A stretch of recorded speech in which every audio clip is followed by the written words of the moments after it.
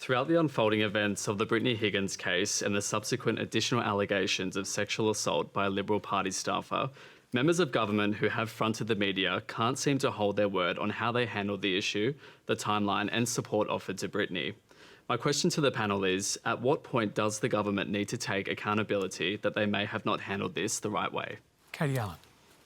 Well, thank you, Matthew. I think the first thing to say is this is a very, very sensitive issue. And I'd just like to say, firstly, that Brittany Higgins has really been an incredibly courageous woman. And I think it's, unbelievable that she's telling her story now and that she's now reported it to the AFP. This is an incredibly traumatising event. And she's probably going through quite a significant re-traumatisation in some ways now. And I would say that it's complex because at the end of the day, this is a criminal investigation now, and it's really important that we never let something like this happen again. I mean, every single workplace should be safe, and Parliament House is no different. And I would say what we're seeing is quite a change in Parliament. It's actually shocked I think both sides or all sides of Parliament, and we're seeing, I used to say the winds of change, warm winds of change were coming. There's like a howl going down the corridors of Parliament. I think this is a real Me Too moment for Parliament and things need to change. What is changing though right now? Because the government is not really accepting that this has been handled incorrectly from what I can tell. Well, I think the issue is that this is a situation where a young woman is the person who has the agency to make the report to the AFP and to go forward with that decision. She has now decided to come forward, and the Prime Minister's been pretty clear that he understands and respects that she does no longer think that she has the support that she wanted to have and that she is rethinking about that. And I think we need to respect that the journey of trauma... Do you think your colleagues got it wrong? In my heart of hearts, no, actually. I think that Linda Reynolds, who's a great advocate for women, did everything she thought was appropriate at the time. It's always easy to look back in hindsight. Linda is a woman who has great determination and courage, and she's a great supporter of women. I think she personally must find this devastating, actually. Clare O'Neill? I don't think we're going to get any change until we get accountability, and we need some answers here. Let's not sort of shy away from how serious this is. We're talking about an alleged rape that was committed in our workplace in a ministerial office, literally metres from where the Prime Minister goes to work every day. And the way this is handled is nothing short of absolutely despicable. That's my honest feeling about it. We've got a young woman here who was actively encouraged not to go to police. So when you're hearing government MPs say this is about her choice, that is not what she says. She says she was told to choose between her job and pursuing justice, and the position she was in at that time, she chose to pursue justice. She didn't say she was told to feel. She felt like that. We've also got... It's different. The, incorrect. Sorry, can I just continue? We've also got the fact that we know that many people around the Prime Minister at the time knew about this, and he claims that he didn't know, which I think is frankly pretty implausible. But what is really going on here is people have covered up a crime.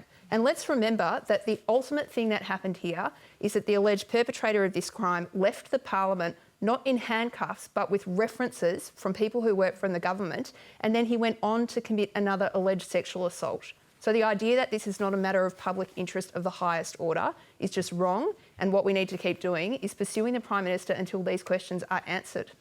We need to make clear these are allegations at this stage. What did you object to? Well, I think that the way that it's been, I think the way that you're speaking about, Claire, doesn't really reflect the way that I've seen the events unfold. And I just think... Shouldn't we listen to Brittany Higgins? She's the one with agency here, and she says she doesn't have a choice. She didn't say she was told. She said she felt that she had to make a choice. And I think there are a lot of women, and I think this goes back to a wider cultural issue. I think women feel this sense of injustice about not being able to speak out.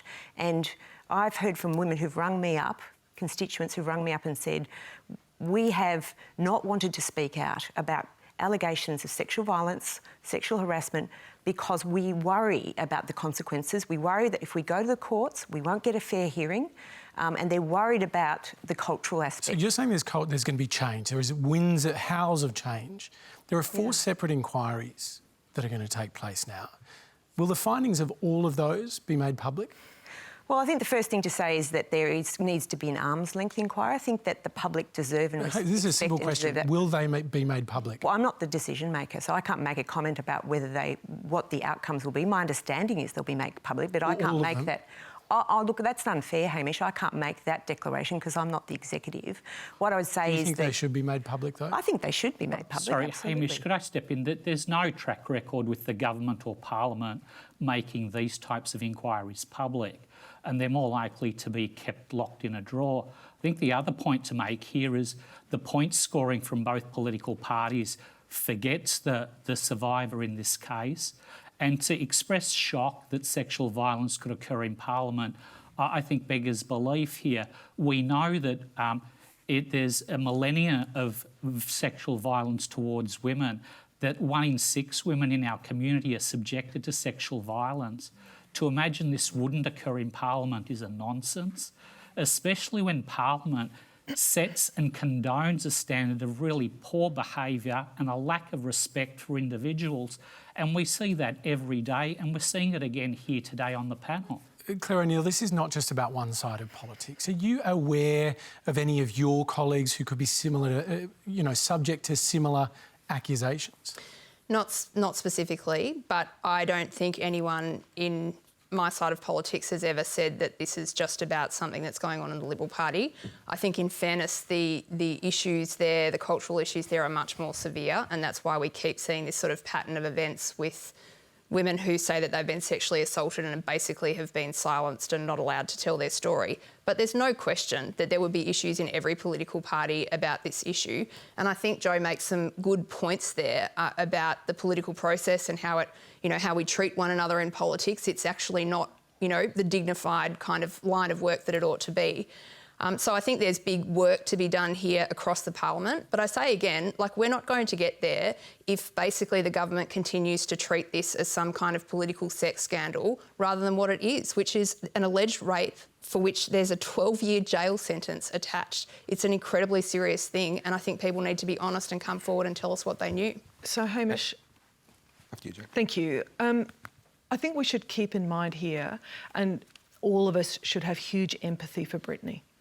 I mean, she has been through a very difficult situation, and I think to acknowledge that for many women who've heard her story, who probably have been re-traumatised themselves because they've experienced something similar. And I think it's good that we're going to have an inquiry. That's really important. But let's be clear, this is a workplace. And we can move now to put in place standards that guide members of parliament, their chiefs of staff, the security guards, the cleaners, about what they do if they come across an event like this. So I don't know why we need to wait. Why can't we now say, in the event that you come across a circumstance like this, this is what you should do? Because I think it is a fair enough comment that in many cases people are unsure. They think they're being empathetic to the victim. They try to do their best. But I think it's about time, in common with every other workplace. I spent today going through these issues in respect of workplaces. We've got an obligation to our staff. They work for the country. They should be looked after. What should all of these ministers that knew about it have done? Well, I certainly think, and it's not just the ministers, but let's be honest, we are pretty clear that security guards were aware that there was a young woman in serious distress. And the fact that police were not called at that time, I think is regrettable. And the fact that there were not proper escalation procedures that actually brought this to the attention of authorities early, I think is regrettable. And certainly those kind of workplace incidents should be properly reported and then properly dealt with. That's right.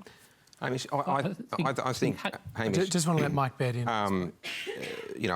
Firstly, I have seen the story, and Brittany is someone that I cannot quite believe is inspiring the nation.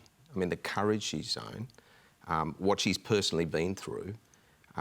She needs, in terms of her personal story, to go through the process. She needs all the support we can possibly give her. She's also calling for change. And I think that's on all of us. And I think that let's not just think of this as one issue. It is ongoing, it is widespread. And it's not just the Commonwealth Parliament. I reflect personally on it.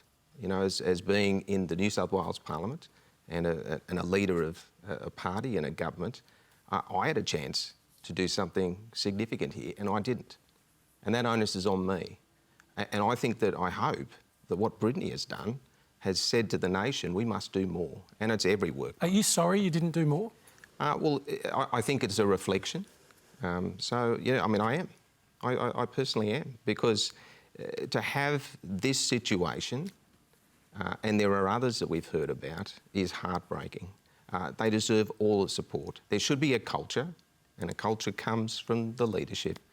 There should be a culture that anyone that goes through an event like that should be able to put their hand up and go through it. And there's not enough independence in the parliaments. There's not enough personal support for anyone going through those circumstances. There's not enough accountability and consequences of action. And that's on everyone. So are you saying our federal leaders need to act now, not wait for all of these reviews? They actually need to make the changes now? Look, it is up to them to respond. My point is there must be a response. There must be action. I think when you hear report after report, there's a sense, well, nothing's going to happen. Something must happen and should happen. And I think Mike's exactly right. Can I just hold on, Joseph. I'll take one more point from Katie and then we can move on. I think Mike is absolutely right with that. And I think that we, there is definitely, and I think, Clare, you'd agree, that across the parliament there's this, as I said, a Me Too moment that things need to change. And what I would say is, coming from a professional environment, there are aspects and processes of our workplace that I believe are not professional enough, and I've been calling for professionalisation of things like HR and where to report to, what to do. People come from all different backgrounds and we need to change that culture. Okay.